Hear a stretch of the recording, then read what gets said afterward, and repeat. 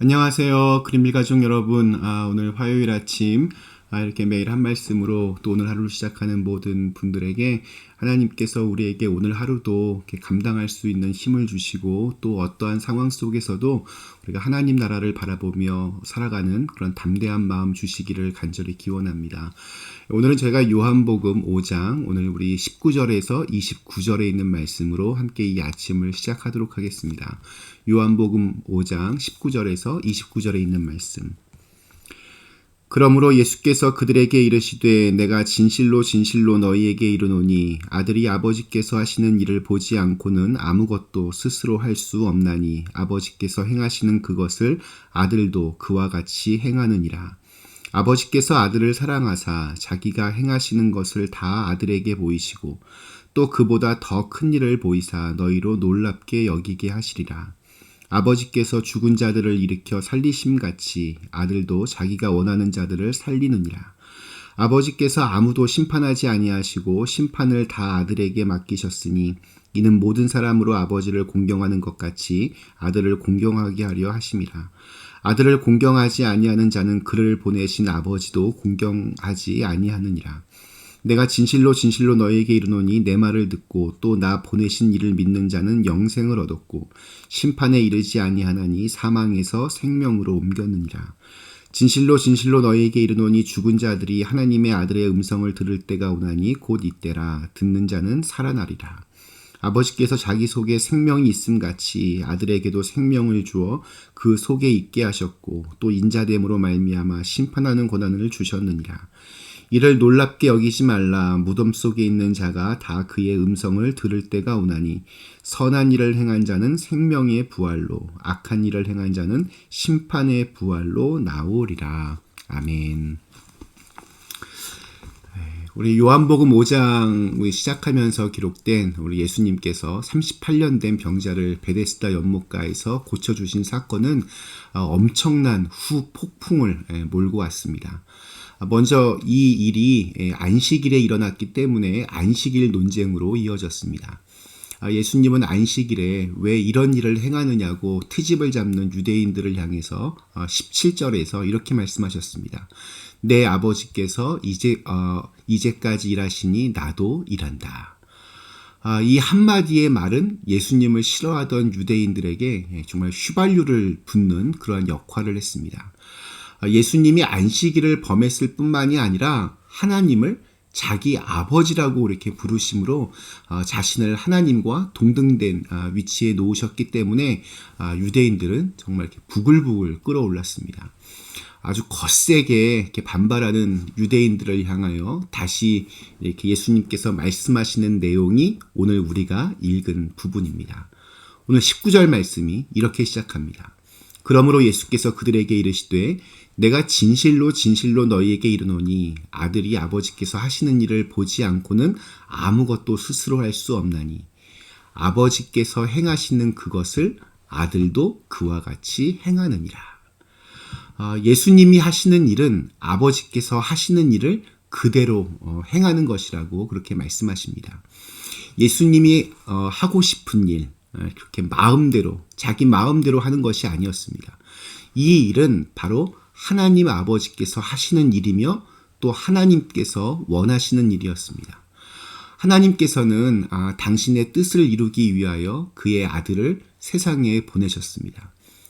그러기에 이 땅에서의 예수님의 그 사명은 하나님 아버지의 뜻을 행하고 그분의 일을 이루는 것임을 이렇게 분명하게 말씀하고 있습니다.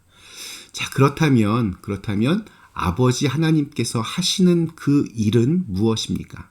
21절이 그 일에 대해서 이렇게 기록하고 있습니다. 아버지께서 죽은 자들을 일으켜 살리심같이 아들도 자기가 원하는 자들을 살리느니라. 아버지 하나님께서 하시는 일은 죽은 사람들을 일으켜 살리시는 일이라고 합니다. 이 땅에서 주님은 이러한 일들을 하셨습니다. 우리 복음서에 보면 예수님은 3번 죽은 사람을 살리셨습니다. 회당장 야이로의 딸, 그리고 나인성 과부의 아들, 그리고 나사로를 각각 죽음에서 살리셨습니다. 그러나 오늘 말씀 속에 등장하는 이 죽은 자들이라고 하는 표현은 영적인 의미로 그렇게 다가가야 합니다. 성경에서 죽음은 단순히 육체적인 죽음만을 뜻하지 않습니다. 죽음은 육체적으로는 살아있지만 생명의 근원이 되시는 하나님과의 관계가 단절된 것, 그런 영적인 죽음을 말하기 때문입니다. 어렸을 적에 생물 시간에 나무를 죽이는 간단한 방법을 배운 적이 있습니다. 나무의 그 껍질층을 이렇게 반지처럼 이렇게 잘 잘라내면 조금 있으면 시들어 죽는다, 이렇게 배웠습니다. 이유는 간단합니다. 뿌리로부터 이렇게 흡수된 수분과 영양분이 가지와 잎들에게 전달될 수 없기 때문입니다. 뿌리와 단절된 나뭇가지나 잎은 살아있는 것처럼 보이지만 실상은 이미 죽은 것입니다. 실제로 얼마 못 가서 이렇게 죽는 것이 판명이 납니다. 생명의 근원에서 떠나 있기 때문입니다. 우리의 인생도 마찬가지입니다. 하나님을 떠난 인생은 겉모습은 살아있고 그럴듯해 보이지만 이미 죽은 것입니다. 결국은 죽고 멸망하는 겁니다. 예수님께서는 죄로 죽은 생명, 하나님께로부터 떠나간 이 생명들을 다시 살리기 위하여 우리에게 오셨습니다. 생명을 살리시는 일, 이것이 바로 예수님의 일이었고 또한 하나님이 원하시는 일이었습니다. 자, 그렇다면 이 생명을 살리는 일, 죽은 자를 일으켜 살리는 이 일은 어떻게 이루어질 수 있습니까? 오늘 24절이 이렇게 증거합니다. 내가 진실로 진실로 너희에게 이르노니 내 말을 듣고 또 나 보내신 이를 믿는 자는 영생을 얻었고 심판에 이르지 아니하나니 사망에서 생명으로 옮겼느니라. 생명을 회복하는 길은 예수님의 말씀을 듣고 예수님을 보내신 하나님을 믿는 것입니다. 말씀을 듣고 그 말씀에 응답해서 하나님을 믿는 것이 바로 생명으로 가는 길입니다. 자, 그런데 여기서 이렇게 듣는다라고 하는 말에 주목할 필요가 있습니다. 듣는다는 이 말은 단순히 귀로 그냥 소리를 듣는다는 것, 그 이상의 뜻이 있습니다. 우리가 자녀들을 향해서 왜 이 말 안 듣느냐라고 책망할 때 이 듣는다라고 하는 말은 단순히 이렇게 귀로 듣는 그 이상을 의미합니다. 왜 내가 한 말 이렇게 따라하지 않는가, 왜 순종하지 않는가라는 그런 뜻이 담겨져 있습니다. 하나님의 말씀 앞에서도 마찬가지입니다. 예수님의 말씀을 듣는다라고 하는 것은 예수님의 말씀에 순종한다는 뜻입니다. 이렇게 말씀을 듣고 순종하면 예수님을 보내신 하나님을 믿는 것이고, 그렇게 하나님을 믿으면 우리의 인생은 달라집니다.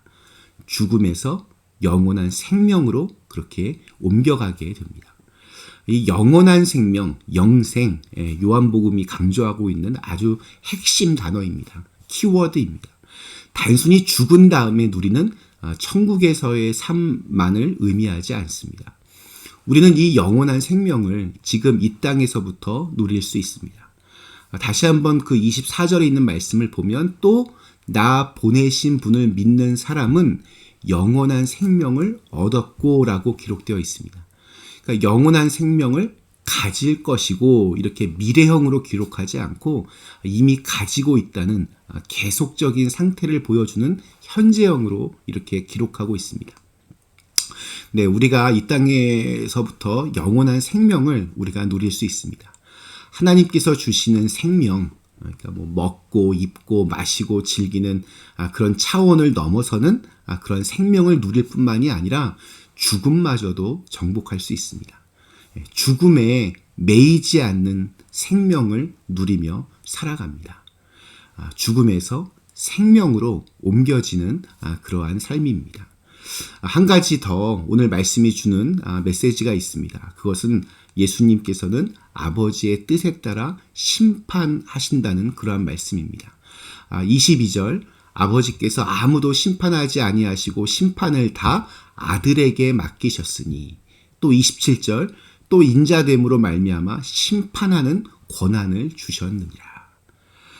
인생을 우리가 사는 동안 우리는 그리스도의 말씀을 들을 것인가 말 것인가, 선택할 수 있습니다. 그러나 그 선택에 대한 결과는 이거는 옵션이 아닙니다. 선택의 대상이 아닙니다. 선택하면 그 선택의 결과에 대하여 책임을 져야 합니다. 그렇기 때문에 예수 그리스도의 말씀을 들을 것인가 말 것인가, 예수님을 믿을 것인가 안 믿을 것인가, 이와 같은 중요한 선택, 중요한 그런 응답이 우리에게 필요합니다.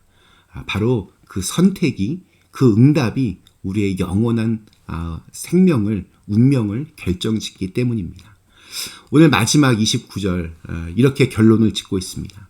선한 일을 행한 자는 생명의 부활로, 악한 일을 행한 자는 심판의 부활로 나오리라. 예수님께서 산상수훈에서 이런 말씀하셨습니다. 너희를 위하여 보물을 하늘에 쌓아두라. 우리가 이 세상에서 사는 동안 하늘에서 받을 상을 이 땅에서 쌓아두라고 이렇게 말씀하시는 겁니다. 우리가 저축을 할 때 뭐 이렇게 푼돈들 조금씩 이렇게 모아서 저축을 하지만 나중에 때가 되면 그것이 이렇게 목돈이 되는 것처럼 우리가 이 세상을 살아갈 때 하나님의 말씀대로 살면서 조금씩 저 하늘에서 받을 상을 이렇게 쌓아갔으면 좋겠습니다. 그래서 장차 우리가 심판대 앞에 섰을 때 우리가 정말 생각지도 못했던 그런 큰 상을 우리 주님께 받으실 수 있기를 기원합니다. 오늘 천국을 향해서 저축 많이 하는 그런 날이 되시기를 간절히 축원합니다. 잠시 함께 기도하시겠습니다. 좋으신 하나님, 우리가 이 세상에서 살아가면서 영원한 하나님 나라를 바라보며 살 수 있게 하시고 그 천국을 준비하는 하루하루가 되게 하여 주옵시고, 우리의 삶 속에서 예수님이 정말 우리의 모든 생명과 또 심판자이심을 믿고 또 그 말씀에 순종하면서 정말 천국에 갈 준비 잘 할 수 있는 오늘 하루가 되게 하여 주시옵소서. 예수님의 이름으로 간절히 기도드리옵나이다. 아멘.